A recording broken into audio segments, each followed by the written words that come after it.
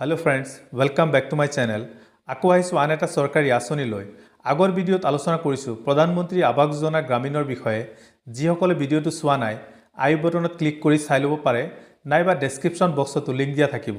আজিৰ ভিডিঅ'ত আলোচনা কৰিম অন্য কিছুমান আঁচনিৰ বিষয়ে যিবোৰক একেলগে ৰাষ্ট্ৰীয় সামাজিক সাহায্য আঁচনি বা নেশ্যনেল ছ'চিয়েল এছিষ্টেন্স প্ৰগ্ৰাম বুলি কোৱা হয়।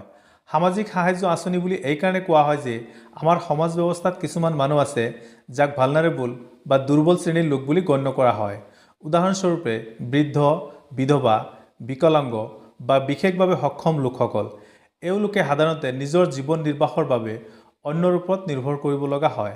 এটা সমাজক তেতিয়াই সুস্থিৰ বুলি কোৱা হয় যেতিয়া সমাজৰ সকলো শ্ৰেণীৰ লোক সুৰক্ষিত হয়। তেতিয়াই সমাজৰ দুৰ্বল শ্ৰেণীৰ লোকসকলক সুৰক্ষা প্ৰদান কৰাৰ দায়িত্ব ন্যস্ত থাকে চৰকাৰৰ ওপৰত, যাৰ বাবে ভালনাৰেবল এই শ্ৰেণীৰ লোকসকলৰ সুৰক্ষাৰ বাবে চৰকাৰে কিছুমান আঁচনি ৰূপায়ণ কৰিছে যিবোৰক ৰাষ্ট্ৰীয় সামাজিক সাহায্য আঁচনি বুলি কোৱা হয়। বৃদ্ধ, বিধৱা, বিকলাংগ বা বিশেষভাৱে সক্ষম ব্যক্তিসকলৰ বাবে চৰকাৰৰ কি আঁচনি আছে, এই আঁচনিৰ সুবিধাসমূহ কেনেধৰণৰ আৰু আবেদনৰ বাবে কেনেধৰণৰ যোগ্যতাৰ প্ৰয়োজন, আজিৰ ভিডিঅ'ত বিস্তাৰিত আলোচনা কৰিম। আপুনি যদি এজন চৰকাৰী চাকৰিৰ প্ৰাৰ্থী, তেন্তে পৰীক্ষাৰ প্ৰস্তুতিৰ বাবে ভিডিঅ'টো বিশেষ কামত আহিব আপোনাৰ। চ' ভিডিঅ'টো ষ্টাৰ্ট কৰোঁ।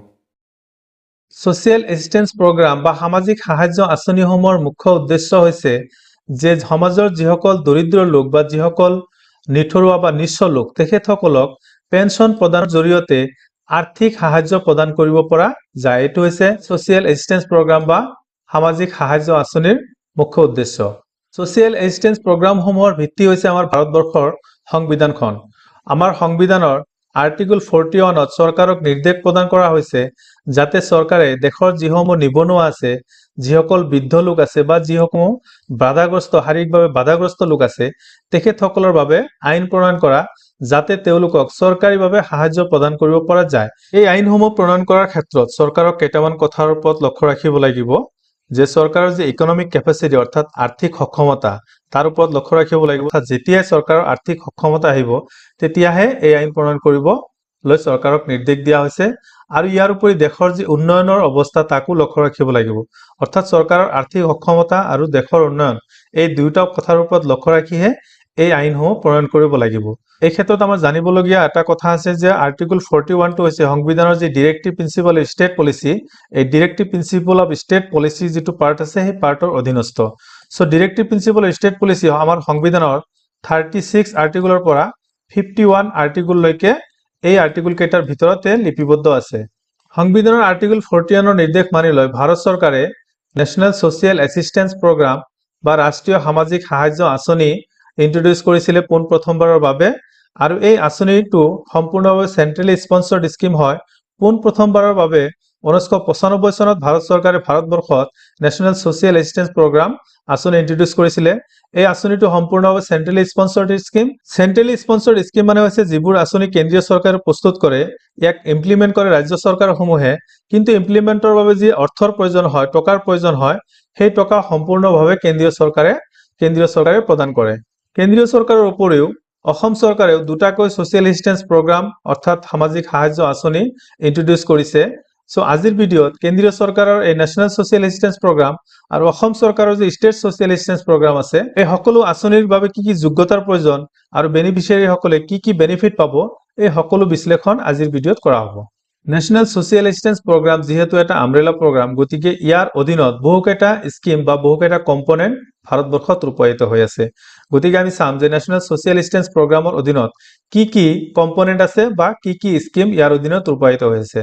তো তাৰে 1 নম্বৰটো হৈছে Indira Gandhi national old age pension scheme বা ইন্দিৰা গান্ধী ৰাষ্ট্ৰীয় বৃদ্ধ পেঞ্চন আঁচনি।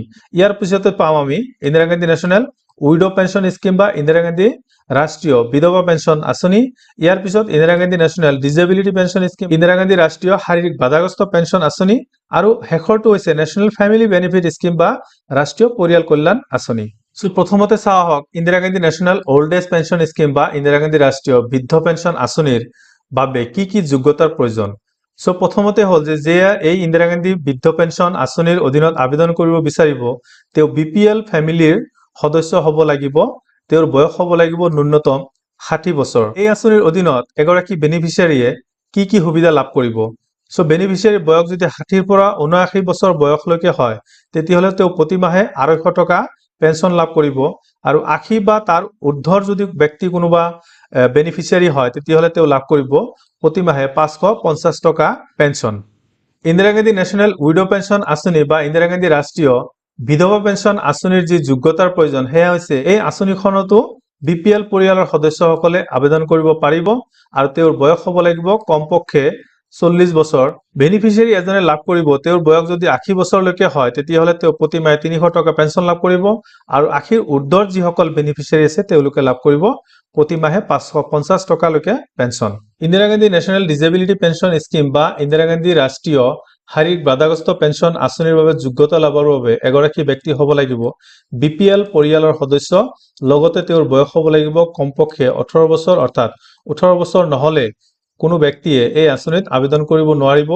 এই আঁচনিৰ অধীনত এগৰাকী বেনিফিচিয়াৰী যদি তেওঁৰ বয়স 80 বছৰলৈকে হয় তেতিয়াহ'লে তেওঁ প্ৰতিমাহে 300 টকালৈকে পেঞ্চন লাভ কৰিব আৰু 80ৰ ঊৰ্ধ্বৰ যিসকল ব্যক্তি আছে তেওঁলোকে প্ৰতিমাহে 550 টকা পেঞ্চন লাভ কৰিব।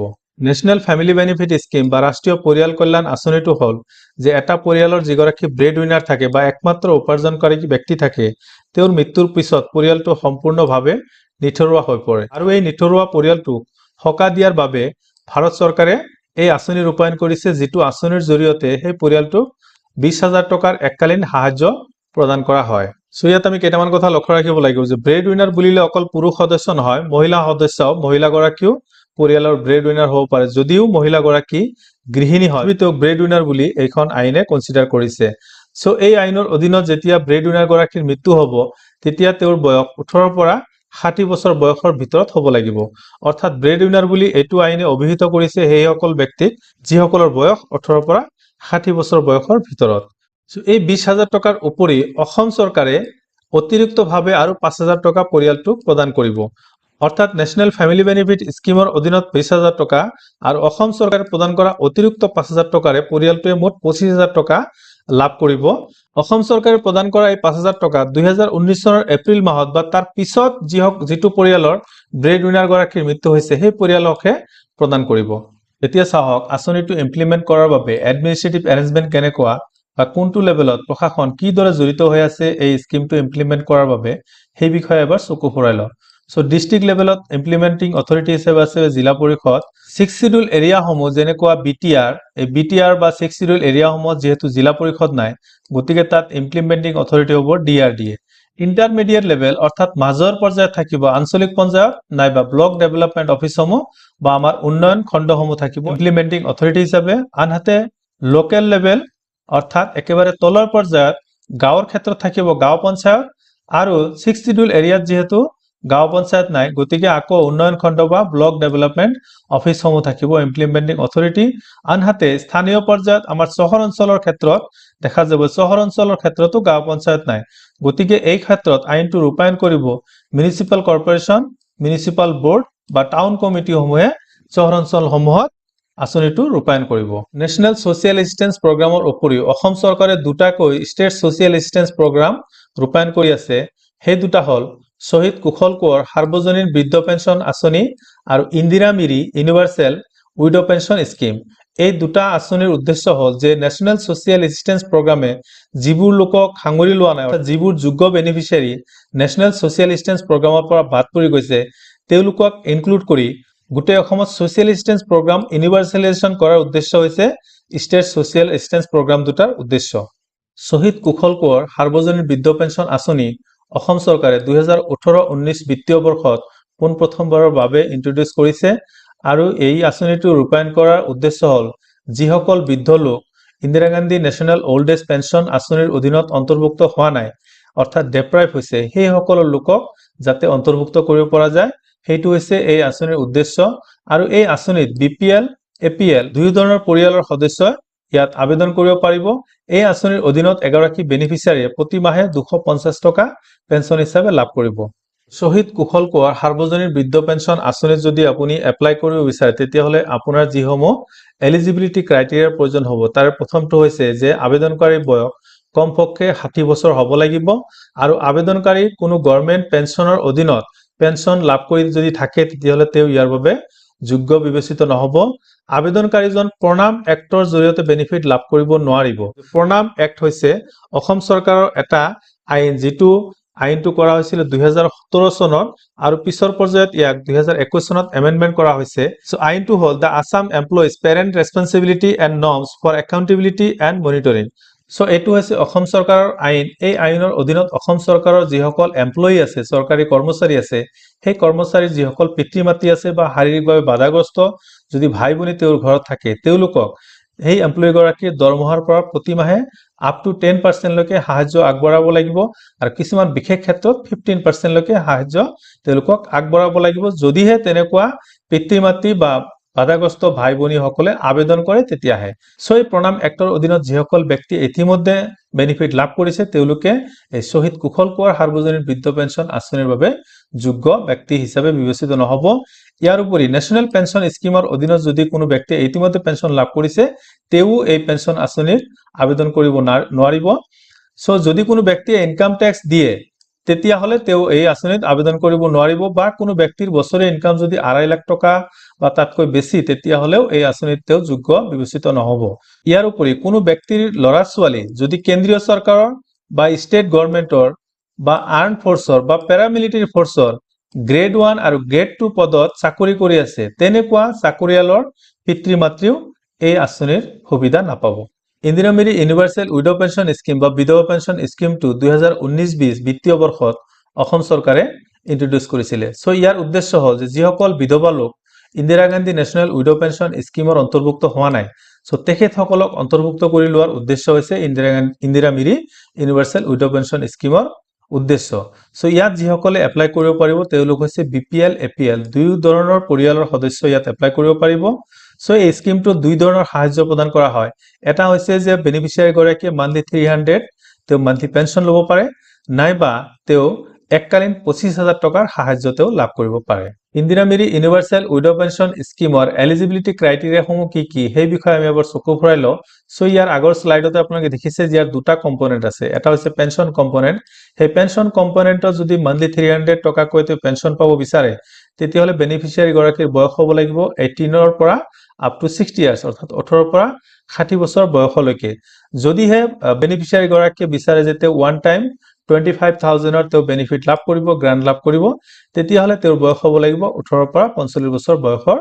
ভিতৰত আনহাতে যদি বেনিফিচিয়াৰী গৰাকী আবেদনকাৰী গৰাকী হাজবেণ্ডৰ মৃত্যুৰ পিছত পুনৰাই তেও বিবাহ পাশত আবদ্ধ হয় তেতিয়া হলে কিন্তু তেও ইয়াৰ বাবে যোগ্য বিবেচিত নহব অৰ্থাৎ এবাৰ বিধৱা হোৱাৰ পিছত বিধৱা হৈ থাকিলেহে এই বিধৱা পেঞ্চন আঁচনিৰ সুবিধা তেও লাভ কৰিব আনহাতে যদি তেও গভৰ্ণমেণ্টৰ অন্য পেঞ্চন আঁচনিৰ অধীনত সুবিধা লাভ কৰি আছে বেনিফিট লাভ কৰি আছে পেঞ্চন লাভ কৰি আছে তেতিয়া হলে তেও এই আঁচনিৰ অধীনত তেও যোগ্য বিবেচিত নহব অৰ্থাৎ আবেদন কৰিব নোৱাৰিব আৰু হাজবেণ্ড গৰাকী যদি কোনো গভৰ্ণমেণ্ট এমপ্লয়ি আছিল আৰু গভৰ্ণমেণ্ট এমপ্লয়ি হিচাপে হাজবেণ্ড গৰাকীৰ মৃত্যু হল আৰু মৃত্যুৰ পিছত গভৰ্ণমেণ্টৰ কিছুমান ৰুলছ আছে যে গভৰ্ণমেণ্ট এমপ্লয়ি মৃত্যুৰ পিছত তেওঁৰ বিধৱা পত্নীয়ে কিছু দিনৰ বাবে গভৰ্ণমেণ্টৰ পৰা স্যালাৰি ড্ৰ কৰিব পাৰে হাজবেণ্ডৰ স্যালাৰি ড্ৰ কৰিব পাৰে তেনেকুৱা যদি কোনো বিধৱা পত্নীয়ে হাজবেণ্ডৰ স্যালাৰি ড্ৰ কৰি আছে তেও কিন্তু এই আঁচনিৰ অধীনত আবেদন কৰিব নোৱাৰিব বা তেও যোগ্য নহব আনহাতে ইতিমধ্যে আলোচনা কৰি আহিছো প্ৰণাম এক্টৰ অধীনত যদি কোনো ব্যক্তিয়ে বা কোনো বিধৱা মহিলাই সুবিধা লাভ কৰি আছে তেতিয়া হলেও কিন্তু এই Indira Miri universal widow pension স্কিমৰ অধীনত